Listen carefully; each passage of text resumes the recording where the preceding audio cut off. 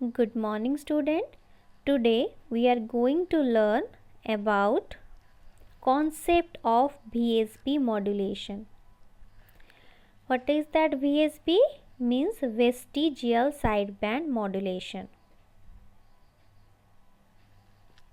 After completion of today's session, you are able to explain the concept of VSB modulation and discuss the advantages and application of VSB.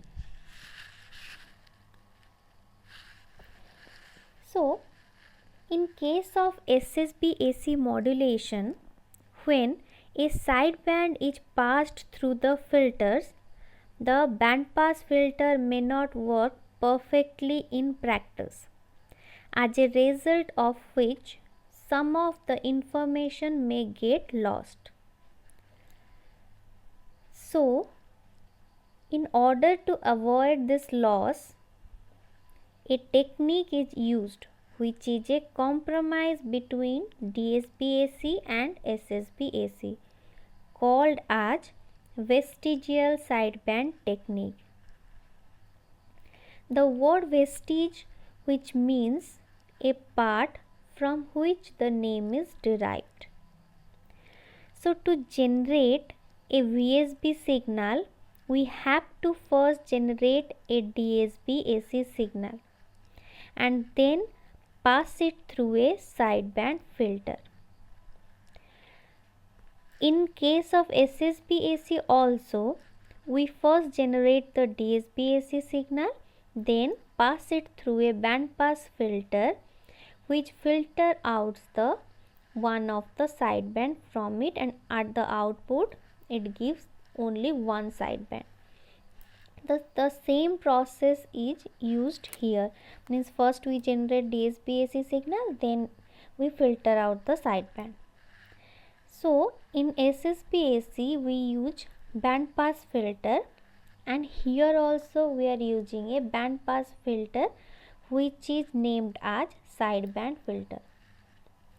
So generation. The block diagram of this consists of product modulator, carrier oscillator, sideband filter. The modulating signal x of t is applied to a, if we denote it as x of t, is applied to a product modulator. The output of the carrier oscillator is also applied to the other input of the product modulator. So at the output of the product modulator we get, it is denoted as m of t. So m of t equal to x of t into c of t. So x of t, then c of t represented as Vc or AC, we can write it AC, cos omega c t. So this one is the output of the product modulator. Then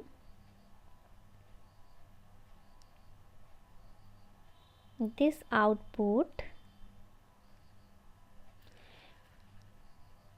if we write this output in frequency domain, then AC by 2 x of f minus fc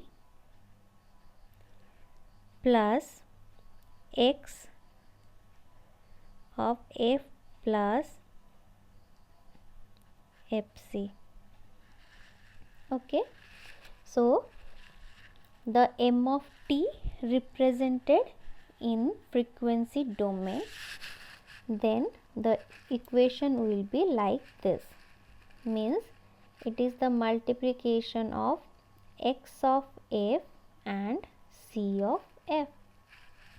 Okay, then the output of the product modulator applied to the sideband. The transfer function of the sideband filter is h of f.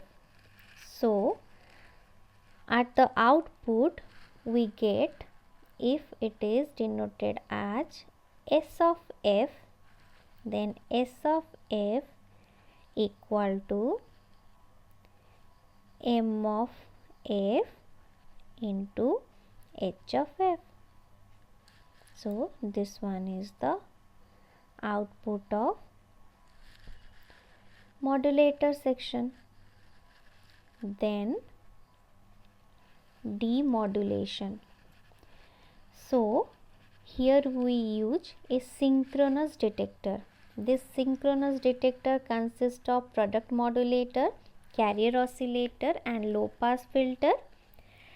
To the product modulator we give two input. One is the received modulated signal and the other one is the locally generated carrier, that is Vc cos 2 pi fct. So, why it is known as synchronous? Because it uses the same carrier that has been used in the transmitter section. Then the output of the product modulator given to the low pass filter. Low pass filter only allow the components of modulating signal and reject all other components. So, at the output we get modulating signal. So, this is all about modulation and demodulation. Next is the frequency spectrum. So, this one is the frequency spectrum of modulating signal. Then, if we draw the frequency spectrum of DSP-AC, then it will be like this. Okay. Then, if we go for SSB-AC, then we use a band pass filter to filter out one of its sideband. But in SSB-AC, we consider a band pass filter having frequency response like this, because we consider there a ideal band pass filter. So, the ideal frequency response is like this. But in practice, or when we use it, the actual frequency response is like this. So, when we apply the band pass filter, it gives the input like this, means one sideband and some part of the other sideband, which is not required in SSB-AC. So, that one is the disadvantage for SSB-AC. But in VSB modulation technique, we use the band pass filter with this type of frequency response. So, when it pass the DSP-AC signal through the band pass filter, the frequency response of the band pass filter select one of the sideband, and with that some part of the other sideband from the undesired sideband. Because of that, in DSP-AC, we know that the bandwidth of the DSP-AC signal is 2 FM, and in SSB-AC it is 2 FM by 2, that is FM. But in VSB, the bandwidth is FM, means one sideband plus bandwidth of the vestige, that is represented as F of B. So, this one is the bandwidth of VSB signal. Okay. So advantages and applications. First one is reduction in bandwidth. So here the bandwidth is reduced in compared to DSP-AC but increased in compared to SSP-AC. So in compared to DSP-AC, it is the advantage for VSB. Next one is the use of ideal bandpass filter. Here we can easily overcome the use of ideal bandpass filter. Then the transmission of low frequency component is possible in VSB modulation. Then the application, it is used for transmission of television signal. So this is all about the basic concept of VSB modulation. Thank you.